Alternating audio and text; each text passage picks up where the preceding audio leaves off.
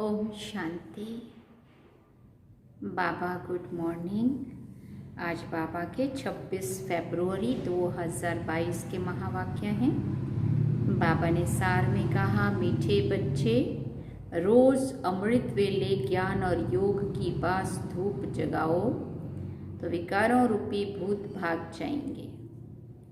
बाबा ने प्रश्न में पूछा, कौन सी एक भूल अनेक भूतों को अंदर में प्रवेश कर देती है? कौन सी एक भूल हम करते हैं जिससे सारे भूत अंदर प्रवेश होने लगते हैं? तो बाबा ने उत्तर में कहा, मैं आत्मा हूँ। ये बात भूलने से अंदर में अनेक भूत प्रवेश हो जाते हैं। देह अभिमान का भूत सबसे बड़ा है, जिसके पीछे सब आ जाते हैं। इसलिए जितना हो सके देही अभिमानी बनने का पुरुषार्थ करो। और गीत में सुना, आज अंधेरे में है इंसान। ओम शांति। बाप बैठ बच्चों को इस गीता पर समझाते हैं। भक्त भगवान से चाहते हैं कि भगवान आकर हमारी आंखों को अपना साक्षात्कार करा दे। अब तुम बच्चे तो सन्मुख बैठे हो, तुमने ईश्वर को पाया है, इन आंखों से देखा है। ईश्वर को कैसे पाना होता है वो खुद ही आकर बताते हैं, अर्थात ये नॉलेज देते हैं, समझाते हैं इस तन के द्वारा। तुम सब आत्माएं भी इस तन द्वारा अपना अपना पार्ट बजाती हो।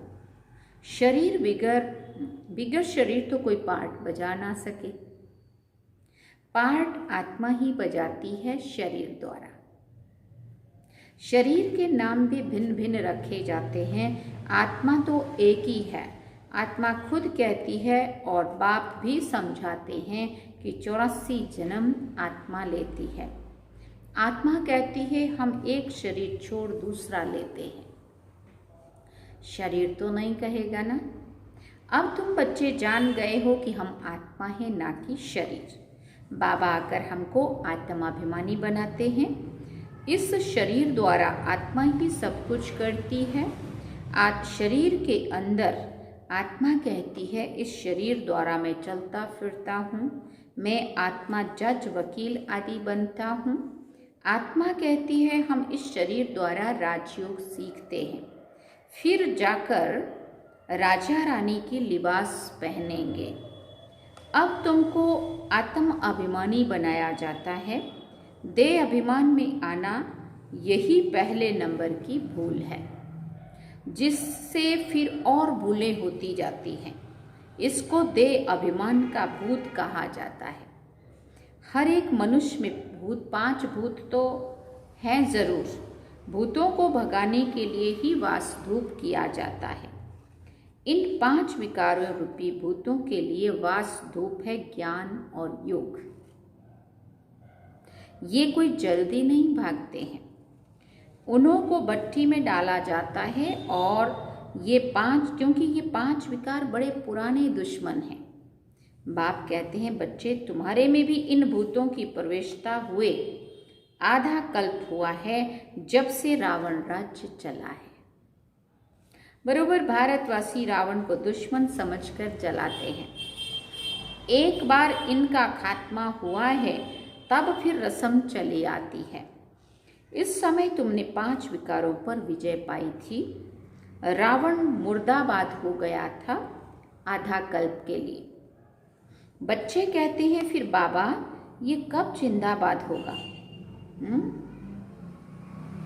रावण मुर्दाबाद हो गया था आधा कल्प के लिए। बच्चे कहते हैं, बाबा ये कब फिर जिंदाबाद होगा? बाबा कहते हैं, बच्चे फिर आधा कल्प के बाद फिर जिंदाबाद होगा, अपना राज्य करेंगे। कहते हैं ना राम राज्य चाहिए। तो अब कौन सा राज्य है? रावण राज्य है ना। सतयुग में रावण राज्य नहीं होगा, वहां होगा राम राज्य। अच्छा, राम राज्य के पहले राजा रानी कौन थे? बाबा पूछ रहे हैं। ये भी कोई नहीं जानते। राम राम कहते हैं तो राम को ऊपर ले गए हैं, श्री कृष्ण को नीचे ले गए हैं। सतयुग का तो जैसे उन्हों को पता ही नहीं है। तुम प्रदर्शनी में भी लिख दो कि हर एक मनुष्य में 5 भूतों की प्रवेशता है। कम से कम 7 रोज भट्टी में रहें, तब ये भूत सब भागें। उनको ज्ञान और योग का धूप चाहिए, उनके सिवाय कभी मुक्ति और जीवन मुक्ति नहीं पा सकेंगे। इस ज्ञान और योग का इंजेक्शन एक ही सर्जन के पास है। अब ये ज्ञान आत्मा को मिल रहा है, आत्मा समझती है, बाबा हमको समझा रहे हैं, और कोई भाषा में ऐसे नहीं कहेंगे कि परमपिता परमात्मा हमको पढ़ा रहे हैं। भगवान खुद आकर के निराकार, भगवान खुद भी निराकार तो बच्चे भी निराकार, निराकार इस साकार द्वारा साकारी बच्चों को ज्ञान दे रहे हैं। ये तुम अच्छी तरह से जानते हो, परंतु चलते चलते बच्चे भूल जाते हैं। भूलने का भी पहला कारण है देह अभिमान का बोध। क्यों बोलते हैं? देह अभिमान के कारण। उनको भगाने का अमृत वेले ही पुरुषार्थ करना है। अमृत वेले बाबा की याद अच्छी रहती है। कहते हैं सिमर सिमर सुख पाओ। अमृत वेले का कायदा ही अमृत वेले का ही कायदा है। भक्त लोग भी अमृत वेले ही सिमरन करते हैं। राम सिमर प्रभात मोरे मन। आत्मा बुद्धि को कहती है कि राम सिमरो। भक्ति मार्ग में तो ऐसे ही टोटके बनाते हैं, वो कोई रियलिटी में नहीं है। समझते नहीं है कि काम भी भूत है। एक तरफ गीता में लिखा है काम महाशत्रु, साफ शब्दों में, और दूसरी तरफ कहते हैं कि समझते नहीं है कि ये भूत है। तुम लिख सकते हो, सब में 5 भूत हैं। पहला नंबर है देह अभिमान का, फिर सेकंड नंबर है काम महाशत्रु। आगे स्कूल में भी पढ़ाते थे कि तुम आत्मा हो, यह शरीर 5 तत्वों का बना हुआ है। आत्मा अविनाशी है और शरीर विनाशी है। अब तो ये पढ़ाई आदि कुछ भी नहीं है। अब तुम बच्चों को पूरा परिचय दिया जाता है। प्रेसिडेंट को ज़रूर प्रेसिडेंट कहेंगे, प्राइम मिनिस्टर को प्राइम मिनिस्टर कहेंगे। दोनों की एक्ट अपनी अपनी है।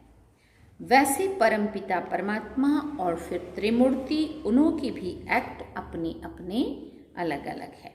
शिव को ही कहा जाता है पतित पावन। वो ब्रह्मा द्वारा पतितों को पावन बनाते हैं, उनकी ये ड्यूटी है। अब बड़े ते बड़ा तो है शिव बाबा। शिव बाबा कभी जन्म मरण के चक्कर में नहीं आते हैं। बाकी ब्रह्मा द्वारा सर्विस करते हैं, शिव बाबा है एवर प्योर। ब्रह्मा विष्णु पुनर्जन्म में आते हैं, शिव बाबा तो करण करावनहार है। इस समय बाबा मीठे झाड़ का सैपलिंग लगा रहे हैं। जो और धर्मों में कन्वर्ट हो गए होंगे वो सब निकल आएंगे। तो ये इतनी समझानी नया कोई समझ ना सके। 7 रोज भट्टी में पड़ने के सिवाय मुक्ति, जीवन मुक्ति कोई पा नहीं सकते। तुमने भी भूतों को निकालने के लिए कितनी मेहनत की है।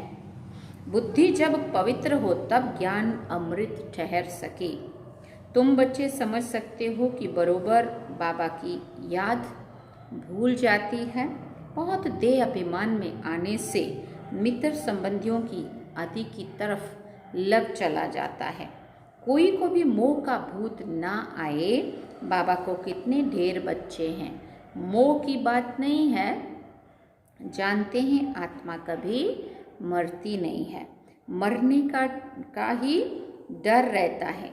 आत्मा भी अविनाशी है, परमात्मा भी अविनाशी है, वो जन्म मरण में नहीं आता। बाबा कहते हैं मैं इस शरीर का लोन लेता हूँ, मेरे रहने से इनको बहुत फ़ायदा है। इनकी आयु बढ़ जाती है, गुल हो जाता है, मेरे रहने से इनको बहुत फ़ायदा होता है। बाबा कह रहे हैं इनकी सब खामियां ख़त्म कर बिल्कुल नया बना देता हूँ। बाबा तो है ही सुखदाता, मेरे कारण ये योग सीखते हैं, तब तो तंदुरुस्त बन जाते हैं ना। किसी को गाली देना, गुस्सा करना, ये सब आसुरी स्वभाव है। सतयुग में ये गाली आदि नहीं होती है। कोई भी अपशब्द ऐसा वैसा नहीं होता। नाम ही कितने फर्स्ट क्लास है। हेवन, वैकुंठ, पैराडाइज, कहते हैं क्राइस्ट से 3000 वर्ष पहले भारत पैराडाइज था। इस हिसाब से बरोबर 5000 वर्ष हुआ। यह सत्य ज्ञान और सत्य नारायण की कथा कितनी सहज है। हम अभी नर से नारायण बनने की सत्य कथा सुनते हैं राजयोग की। फिर यहाँ की बात भक्ति मार्ग में चली जाती है। वंडर है ना, भारतवासियों को पता ही नहीं है कि लक्ष्मी नारायण ही राधे कृष्ण थे। इसलिए हम ये चित्र आदि बनाते रहते हैं तो मनुष्य समझे। तुम बच्चों के सेंटर वृद्धि को पाते रहते हैं, बहुत चाहते हैं सेंटर खोलें। तो बाबा कहते फिर जांच करनी चाहिए कि कितने हैं पढ़ने वाले। स्कूल में स्टूडेंट तो होने चाहिए ना। पहले 2-4 आएंगे, फिर जास्ती भी आएंगे। गली गली में मंदिर ठिकाने खुलते रहते हैं, फिर 1-2 को देखकर बहुत आते हैं। सेंटर खोलने जैसा भी चाहिए ना। हर्जा नहीं है खोलने में, परंतु विघ्न बहुत पड़ते हैं विकार के कारण। हम तो सिर्फ गीता सुनाते हैं, परंतु शुरू से इस विष के कारण झगड़ा चलता ही रहता है।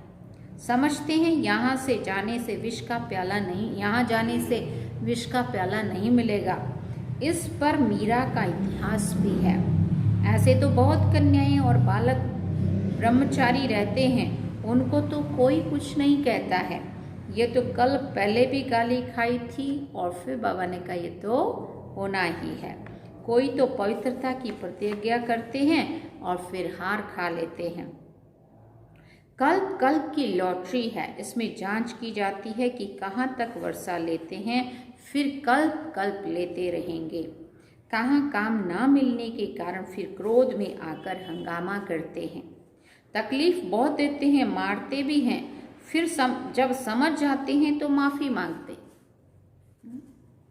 फिर भी अपकारी के ऊपर उपकार करना होता है।